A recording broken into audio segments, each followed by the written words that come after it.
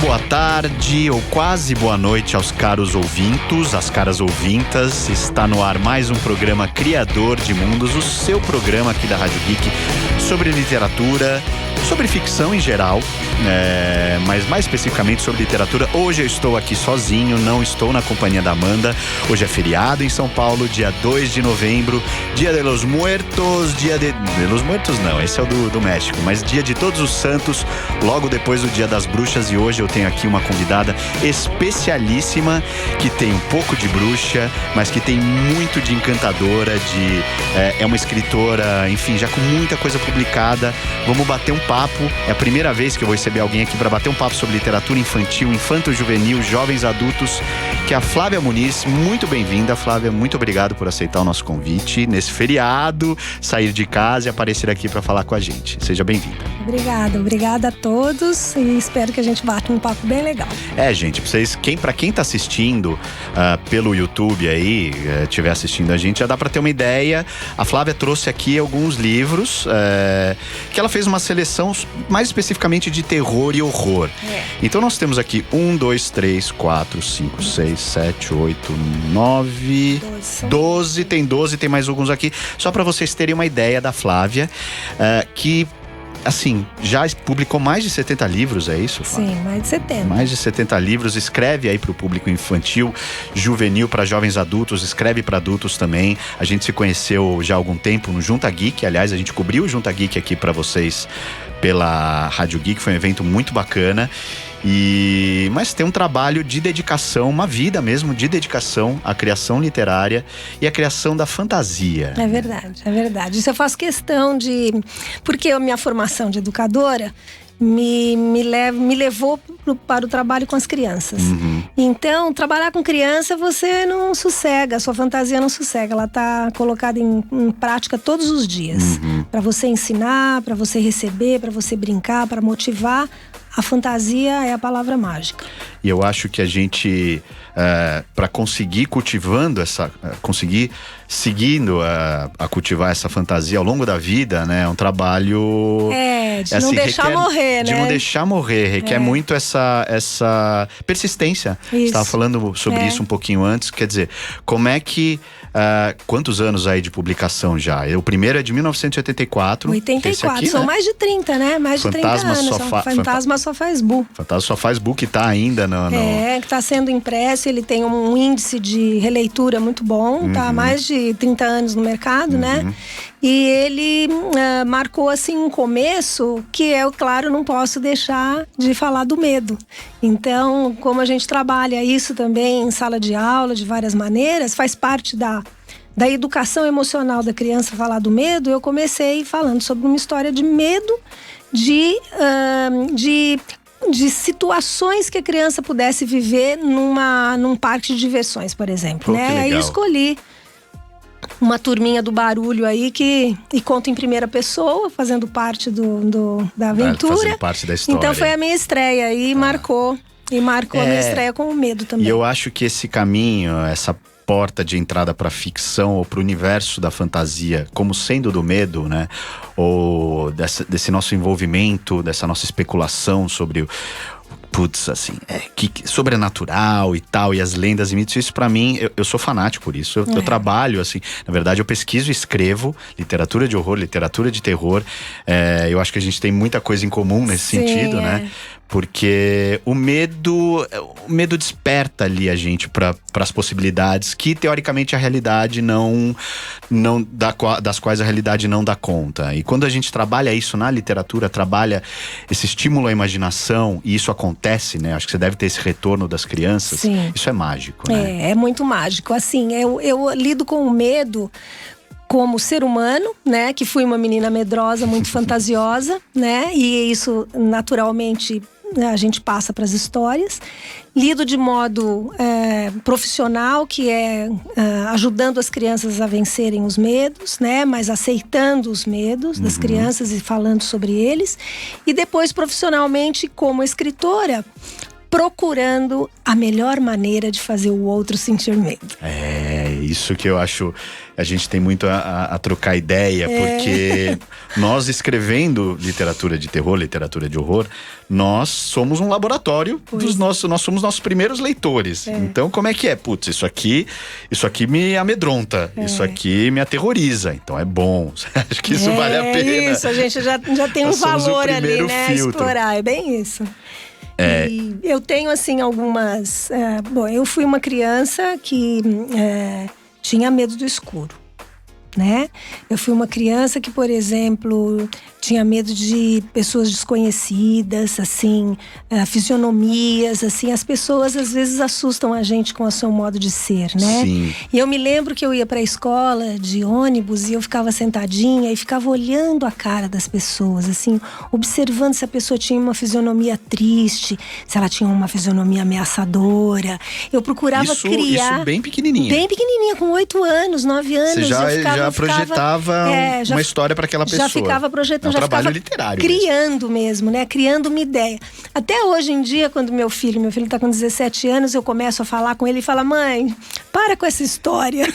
Não viaja. Não viaja. Os de antigamente diziam: não viaja na maionese. Exatamente. Hoje o pessoal de hoje não delira. Mas é um estado de ser. É um estado de ser alerta para essas coisas todas que podem ser misteriosas, esquisitas, que podem ter uma pegada, uma diferença no olhar. Então eu presto muita atenção nisso. É uma maneira da gente também lidar com essa realidade muito doentia, sufocante, trágica, violência. Aquele dizer que, bom, a arte existe porque a vida não basta, né? Então a gente pensa que, e estando numa cidade como São Paulo, você não é natural de São Paulo, você é natural de... Eu sou de Franca, mas eu me criei em São Paulo. Sempre em São Paulo.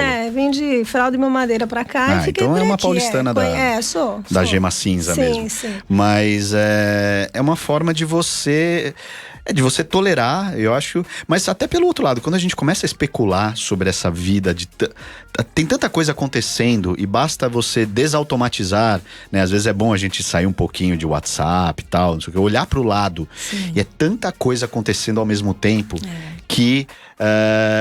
como você falou, uma expressão diferente, um modo de estar, um modo de aparecer, um gestual ali, aquilo já faz a nossa cabeça, principalmente quando nós somos um pouco mais imaginativos, né?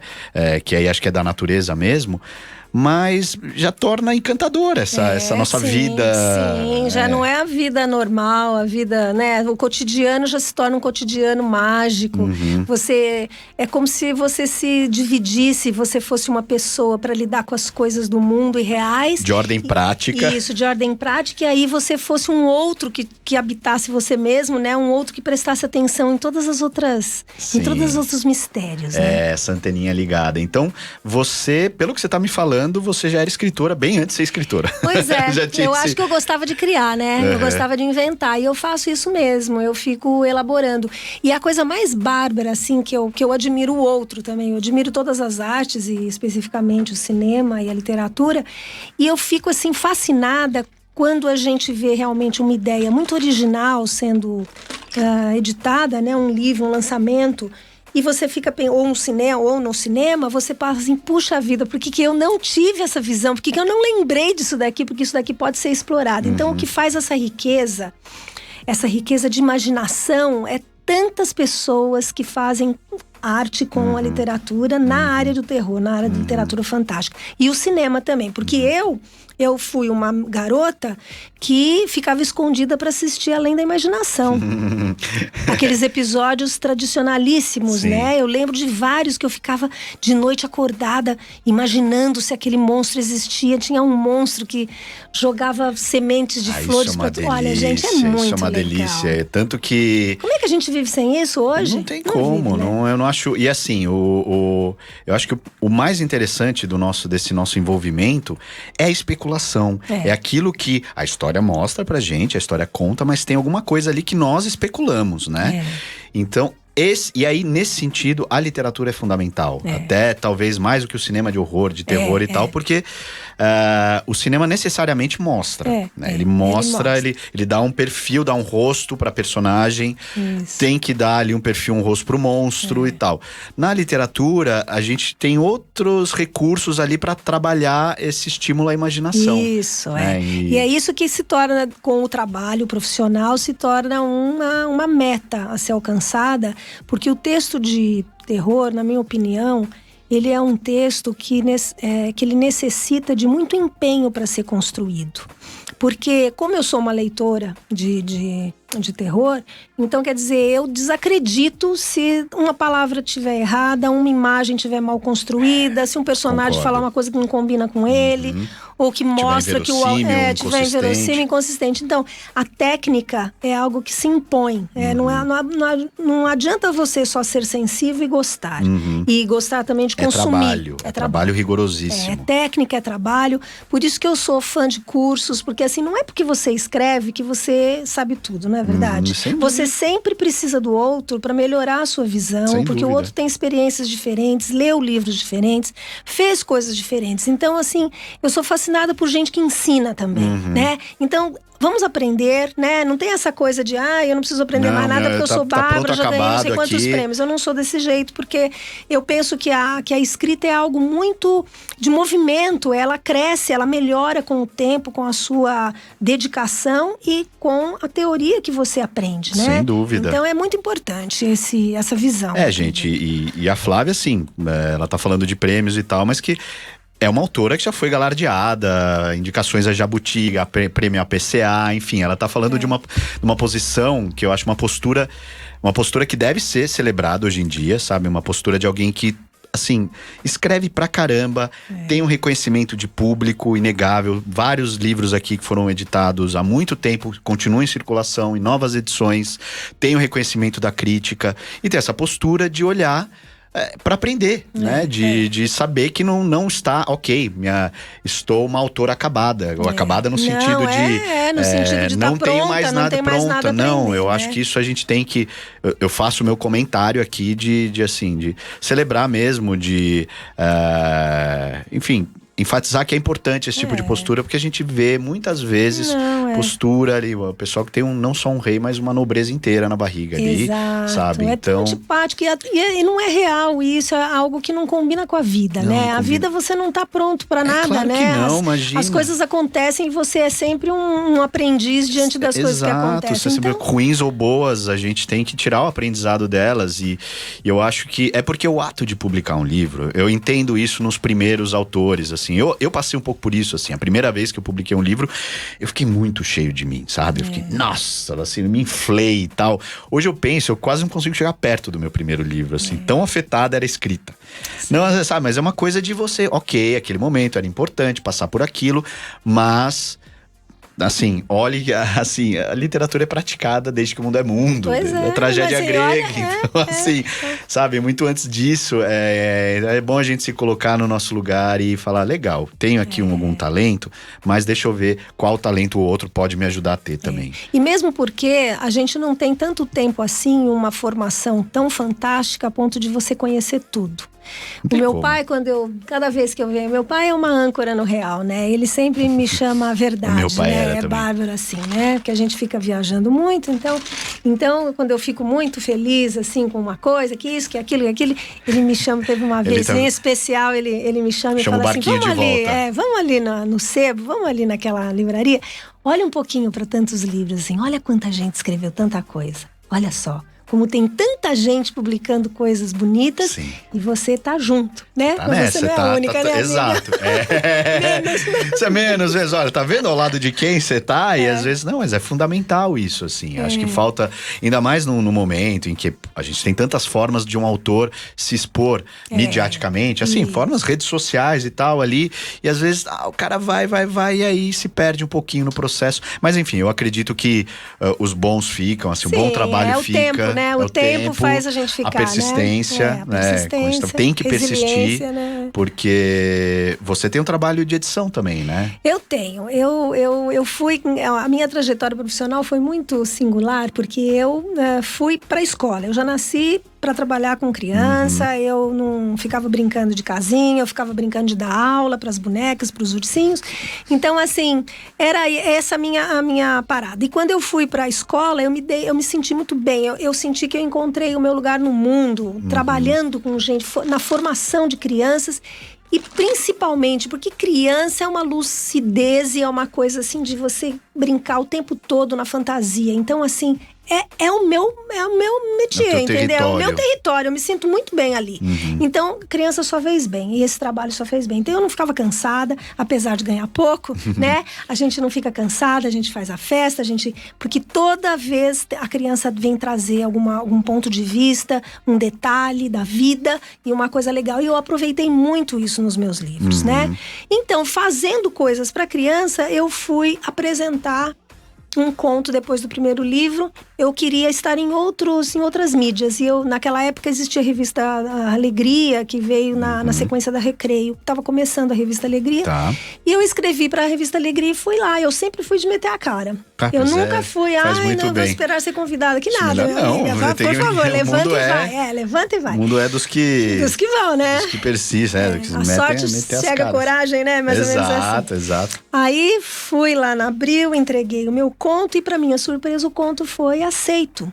E foi aceito, e com a minha participação, eu contei para ela o que eu fazia nas escolas, e por acaso a revista tinha o Armazém de Brincadeiras, que era algo que o editor propunha, mas que crianças tinham que testar. Eu falei, eu testo nas escolas, eu conheço um monte de gente nas escolas, testo. Aí eu comecei a fazer a ponte meio Proatividade de fazer, e daí foi. Bom, depois de 3-4 meses eu estava na Abril já, e fiquei 15 anos na Abril gerenciando. Eu fui gerente de departamento das infantis, fiz quadrinhos, fiz os gato, pato, rato, tudo que tinha lá, todos os Disney, os licenciados, Barbie.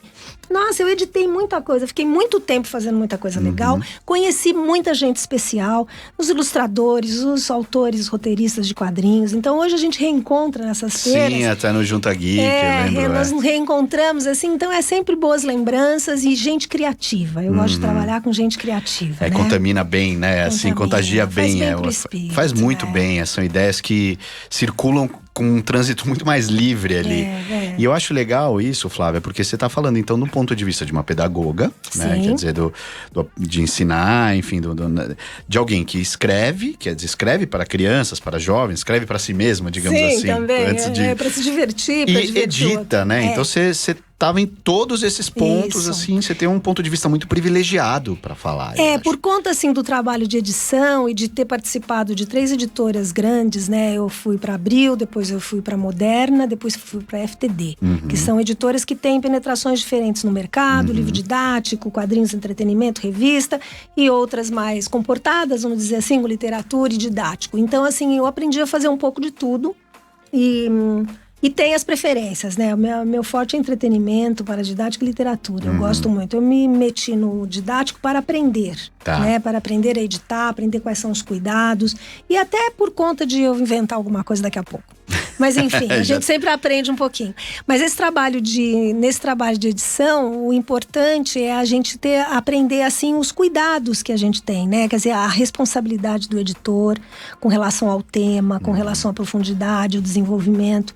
Fora que me deu assim um conhecimento das pessoas, dos autores, né? Sim. Eu conheci muita gente talentosa, aprendi com muita gente, fui vendo autores crescerem, ganharem prêmios, entendeu? Ilustradores.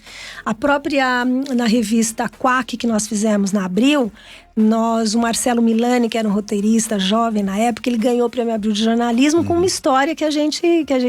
A Quack era uma revista que não tinha nem pé nem cabeça. Você podia falar de tudo, a reunião de pauta era uma risada só. O título é elucidativo. Quack, foi louco. Durou 6 números também, porque ninguém estava preparado. Mas como as grandes revistas duras, de vanguarda. De vanguarda. Ninguém estava preparado para aquele besteirol todo, mas era muito legal, era muito divertido. Então, assim, esse trabalho tem, assim, a sua parcela de seriedade quando precisa, né? Mas ele tem muito dessa renovação de espírito, essa alegria de escrever e essa busca do apuro técnico, né? Que eu acho que tem que ter. Sim, eu acho que, voltando nessa circunstância em que o autor está se formando e tal, muitos autores que não tem muito claramente, o nosso programa aqui, ele tem esse público tem uma audiência de autores também que querem ser publicados e tal, enfim, estão ali no momento inicial. Mas não tem tanta consciência do papel do editor, né? Às vezes eles pensam que o editor é alguém que vai receber o livro, vai passar pro revisor, vai corrigir ali, o próprio editor, fazer um processo editorial e tal. Não, mas essa coautoria é demais, mas assim, um processo de edição mesmo no sentido de acentuar, mexer na estrutura. E isso às vezes é difícil pro autor. E olha, eu tenho algo a confessar aqui. Eu tenho livros que eu consegui melhorar a qualidade literária do livro, como mensagem, como história, né? Depois da leitura crítica, depois da pontuação do editor. Então, esse papel do editor, quando ele é realizado de modo generoso, sério, né? E principalmente generoso, ele conduz o autor na busca daquilo que ele esqueceu de si mesmo. Eu tive um exemplo com o Viajantes do Infinito, e também agora com o Chaplin. No Chaplin, eu fiz um livro sobre Chaplin, que eu amo cinema também. Então, o Chaplin começou em atenção a leitura de uma reportagem da Geraldine Chaplin em 2003, na Folha Ilustrada, que ela dizia que estava participando de um evento, chegou para uma criança e perguntou: qual é o filme do Carlitos que você gosta mais, né? A criança falou: não sei, não conheço nenhum. Eu imaginei. Então ela teve a certeza de que as gerações estavam, né, que a obra do pai estava sendo esquecida pela geração. E o que ela podia fazer? Então, assim, eu senti naquela declaração que a filha estava diante de um problemão, né? Porque é uma obra inesquecível, de valor para o cinema, para a comédia, para tudo. E ele, como é que eles iam fazer? Se não é uma cinemateca no mundo, se não há alguém que faça uma curadoria, que faça Então ela começou um movimento internacional de fazer aquelas exposições itinerantes em grandes capitais do mundo, e chegou até aqui no Tomiotaki, eu fui ver. E começou a construção em Genebra, uns 30 quilômetros de Genebra, do Chaplin's World. Parece que é uma bobagem, mas é uma espécie de fundação Chaplin, tem 36 salas montadas com os filmes dele, tem coisa muito bonita. E muitas informações, uma espécie de museu vivo dele, né? Com as coisas dele, com filmes, com tudo. E ela começou isso, e eu guardei aquela reportagem. E guardei a reportagem porque eu me senti atingida como filha, né? Falei, nossa, que abacaxi que ela tem, porque como é que ela vai fazer isso? Vai passar adiante. Como é que ela vai passar adiante isso, a não ser das pessoas terem isso. Os professores, por exemplo, poderiam ter a pauta Chaplin na formação artística de uma criança, mas você não ia conseguir isso nunca. Aí eu fiquei com esse material guardado até 2009. Em 2009, eu fui fazer um curso de extensão na PUC, que chama um curso de cinema, o curso de audiovisual 1 e 2. Eu fiz um porque era dos primórdios do cinema até 45. E tinha justamente o Chaplin. Aí eu bebi lá na fonte do professor falando a respeito. Ele falou mais de Alemanha, mais de cinema alemão, mas depois falou de muitas coisas, porque ele era especialista, mas falou de Chaplin, falou dos tempos modernos e não sei o quê. E eu escolhi Luzes da Cidade para fazer o meu trabalho de curso. Bom, eu só falei do que era lindo, só falei das coisas, esqueci de falar de todas as coisas técnicas, né? Mas enfim, isso tudo para dizer que até a hora em que eu descobri o que eu podia fazer, que era mostrar essa história, porque ele era tudo, diretor, né, ator, cineasta, ele fazia de tudo um pouco e era o autor das próprias histórias, e músico, compositor. Então, nada melhor do que ele era o próprio termômetro da própria criação. E então a gente não teve roteiro. Aí não teve roteiro, teve o filme, eu me baseei no filme para fazer a adaptação literária. E descobri que o caminho talvez fosse através da literatura. O contador de histórias no cinema poderia ter uma sobrevida no sentido artístico para as novas gerações através do livro. E aí, ousadamente, eu fui com o original para a editora. E esse original foi lido, e aí o papel do editor, ele descobriu que ele falava, mas Flávia, as pessoas falavam assim, mas não tá muito, o texto não tá curto, você não poderia fantasiar mais, não sei o que. Eu falei, não, quem sou eu pra fantasiar? O cara já fez o perfeito, eu tenho que me igualar, o perfeito já tá sendo muito difícil. Aí, um comentário do editor me fez voltar para casa, buscando assim na memória o que é que me ligava a essa história, o que era. E eu descobri que era quando meu pai me levava no cinema. Eu não vivi com meu pai a maior parte da minha infância. Então ele ia me visitar aos domingos, porque ele trabalhava em outra cidade, ele ia me visitar aos domingos, e aos domingos era dia de ir ao cinema do bairro. Ali na Augusta, eu morava ali na Cidade Jardim, ali perto dos Jardins. E ele me levava para ver os filmes da época, tinha algumas coisas da Disney, não sei o que, e tinha o Charlie Chaplin. E eu me lembrei dessa história e lembrei o que eu senti na época. Aí fez uma ligação entre aquilo que eu queria fazer e a história através do editor. Foi o editor que descobriu o elo. Esse elo perdido. Qual é o elo que estava faltando. Putz, vamos, a gente vai chegar agora num bloquinho de músicas, no fim do primeiro bloco, mas a conversa tá incrível. Já a gente volta aí, a Flávia escolheu umas músicas pra gente. Vamos lá. Vamos lá. Não desgruda daí. Siga a Rádio Geek nas redes sociais. Rádio Geek BR. Agora ficou muito mais fácil para você interagir com os apresentadores da Rádio Geek. WhatsApp da Rádio Geek 11 97313 6617. Você pode mandar uma mensagem de texto ou mensagem de voz e participar ao vivo da nossa programação. 11 97313 6617. Anote e participe. Rádio Geek, apaixonados pelo que fazem. Hello, estamos de volta hoje sem a voz agudinha da Amanda, que não está participando conosco, mas eu estou aqui muito bem ladeado pela Flávia Muniz, autora, escritora, pedagoga, editora, imaginadora, fantasiadora e tantas outras qualificações aí tão bacanas. Voltamos desse nosso bloco de músicas, nós ouvimos Adam Levine com Lost Stars e DMX featuring Stephanie Mills com When I'm Nothing, escolhidas pela Flávia. Por que ouvimos essas canções, Flávia? Essas canções, elas permearam a criação desse meu romance de fantasia sinistro, que é o aqui, Manto Escarlate. Pra quem estiver assistindo a gente pelo YouTube, aliás, gente, acompanhem pelo YouTube, o canal do YouTube, Rádio Geek BR, vocês encontram lá, o Criador de Mundos está passando nesse momento, se você quiser nos ver. Se você quiser nos ouvir, você vai pelo Rádio Geek, www.radiogeek.com.br, ou pelo aplicativo também que você baixa.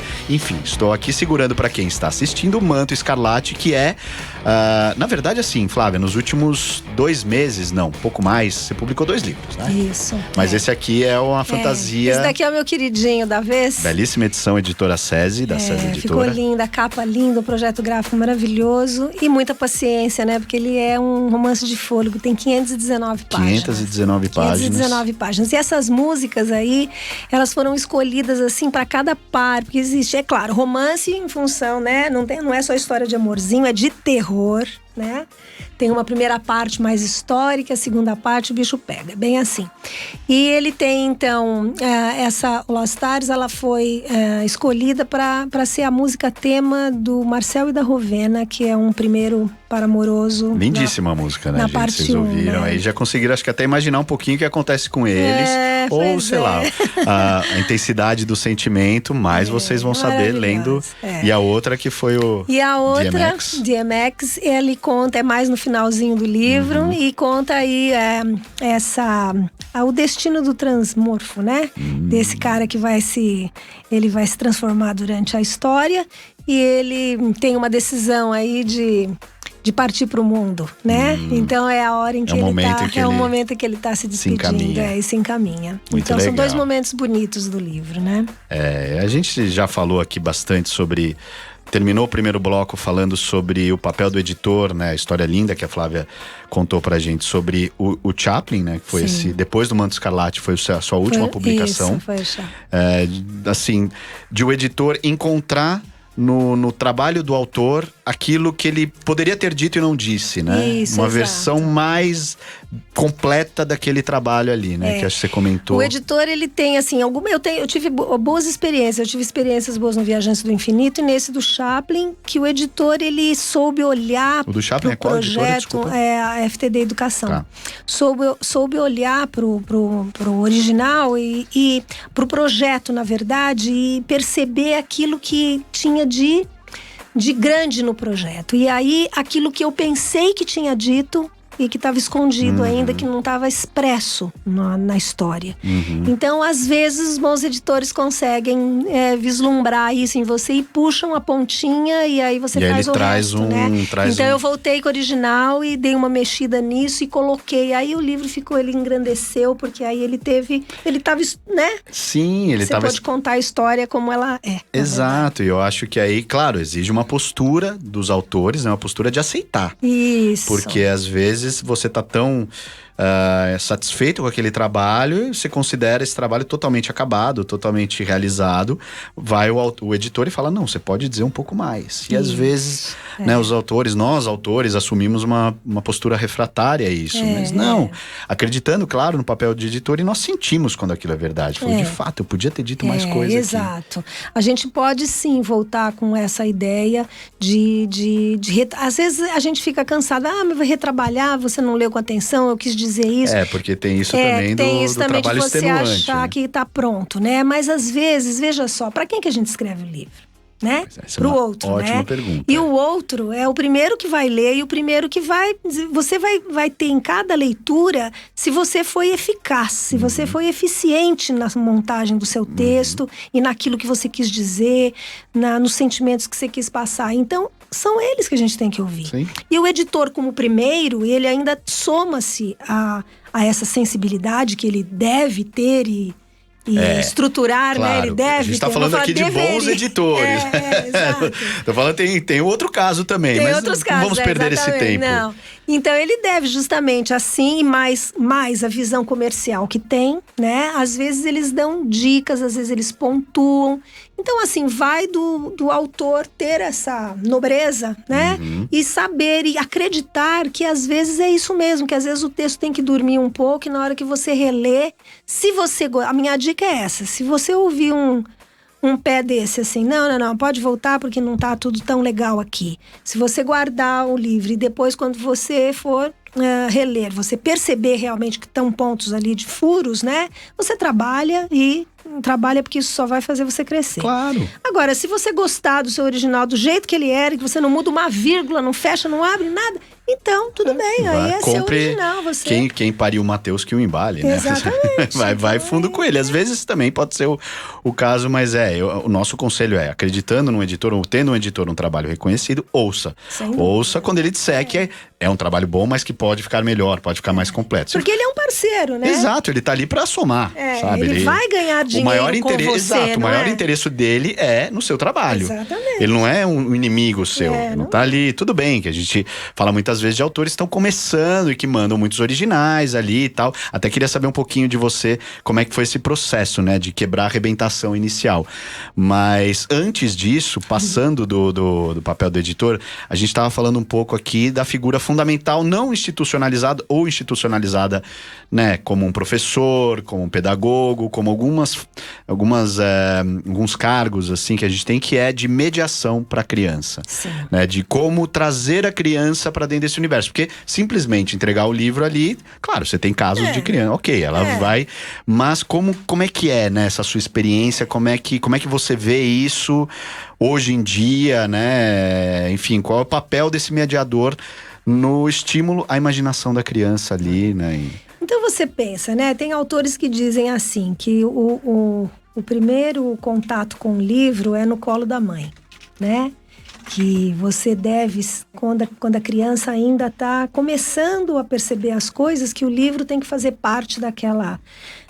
ele é um objeto, né? Que depois a gente vai mostrando para a criança o quanto de valor ele tem, mas ele é um objeto para você tocar, para você cheirar, para você ver, de sentidos, despertar os sentidos.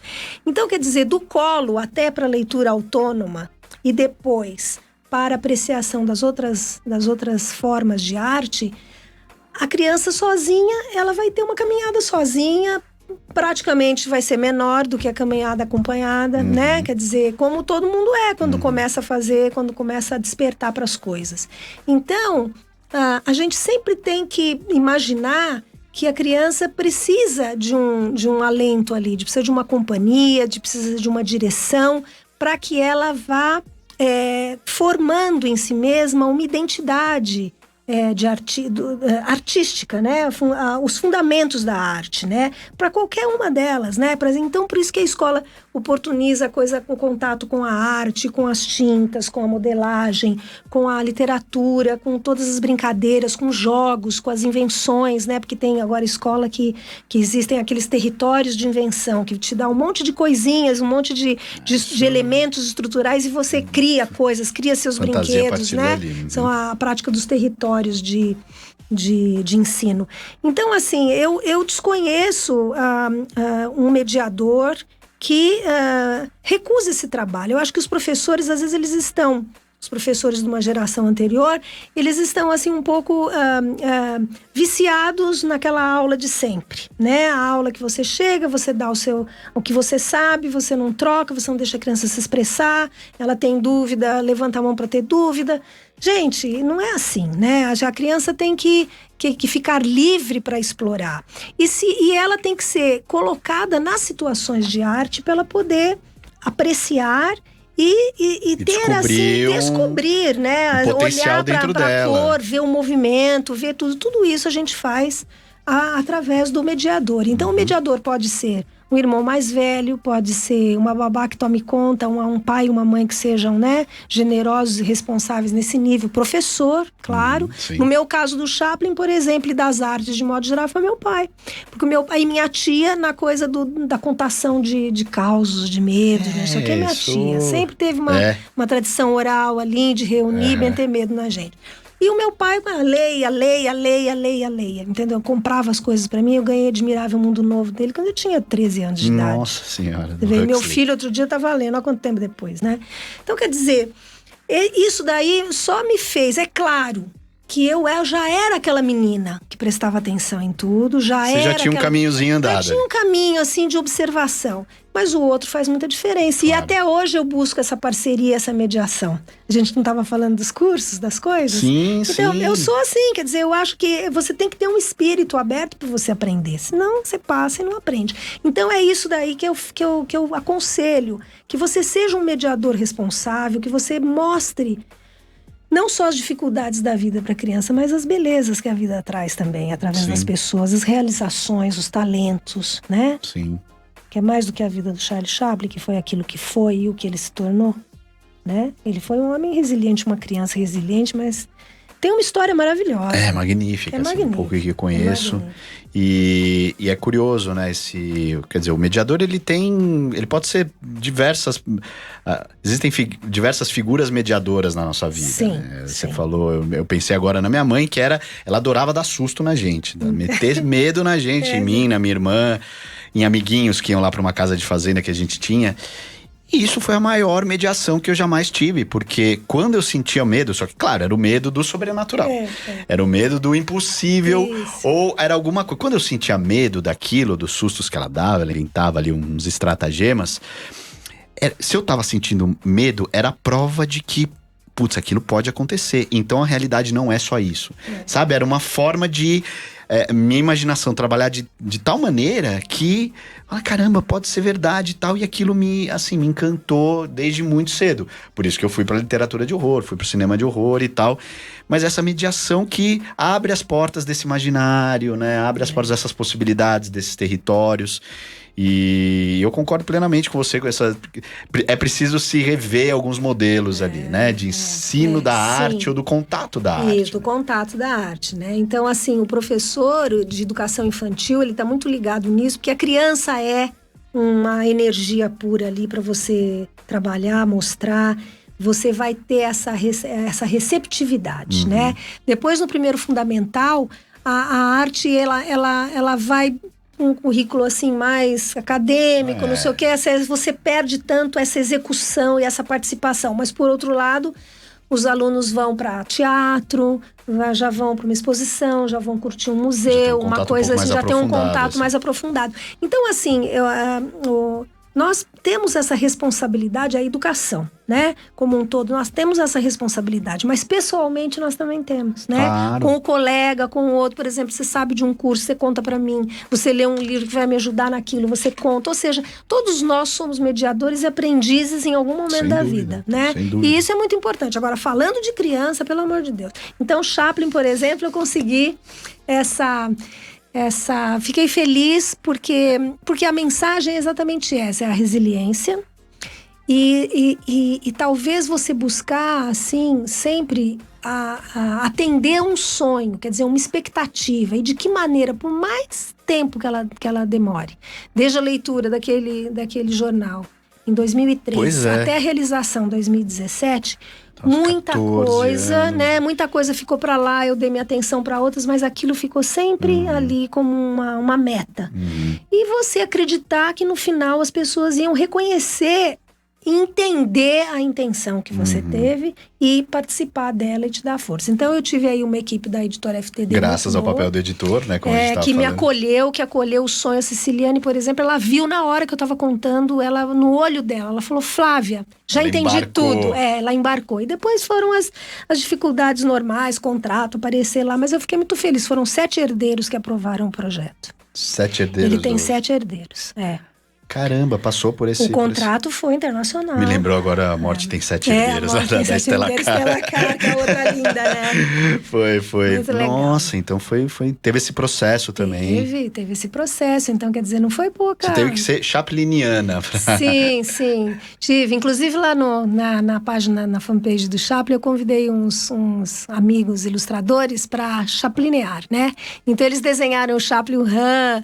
E um monte de gente, o Borges, apresentaram um material lá, uns caras da Abril, que eu trabalhei muito com eles. Ou seja, eles fizeram lá, marcaram presença lá. Então, assim, desenhando o Chaplin deles, né? O Chaplin deles. E eu recomendo para quem curte conhecer uma pessoa que realizou e que ultrapassou as dificuldades que o limitavam ali, familiares, que são terríveis, e depois de situação, e que alçou a essa condição de cineasta mais conhecido e de um grande... Imagina, é uma instituição, uma entidade mesmo. E também o Manto Escarlate, para quem quiser, acho que é mais a faixa etária dos nossos leitores, dos nossos ouvintes e tal, mas para quem quiser conhecer sua prosa aí de fantasia, mais extensa também, é um dos últimos lançamentos aqui da Flávia. E eu ia te perguntar também como é que foi mudando um pouquinho de assunto, né? A gente já refletiu de forma tão, assim, esclarecedora sobre editor, sobre mediador na literatura infantil. O seu começo, né? Porque a gente vê muitos autores aí, potenciais autores que enfrentam essas dificuldades. Como é que foi para você, sua experiência nesse sentido? Eu sempre acreditei muito na vontade, né? Eu acho assim que você tem o interesse, e se você tiver uma vontade verdadeira, ela vai resistir à dificuldade. Você vai peitar algumas pessoas que talvez possam te desanimar, mas você vai ultrapassar isso e você vai em frente acreditando naquilo que é o sonho, que é aquilo que você queria. Então, eu queria escrever.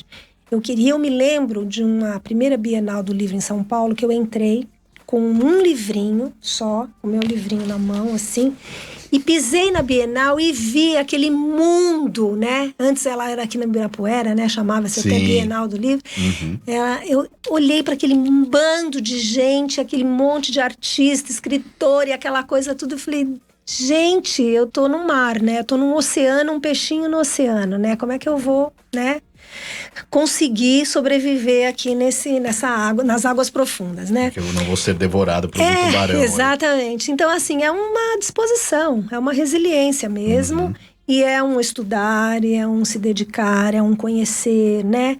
É você ouvir o outro, é você ser humilde, é você também acreditar, ou seja, é um jogo. E você tem que ter também uma certa estrutura para você também ouvir não, né? Sim. Precisa estar com o paralama forte ali para levar Você tem que ter essa estrutura. Eu tenho minhas cartinhas de não.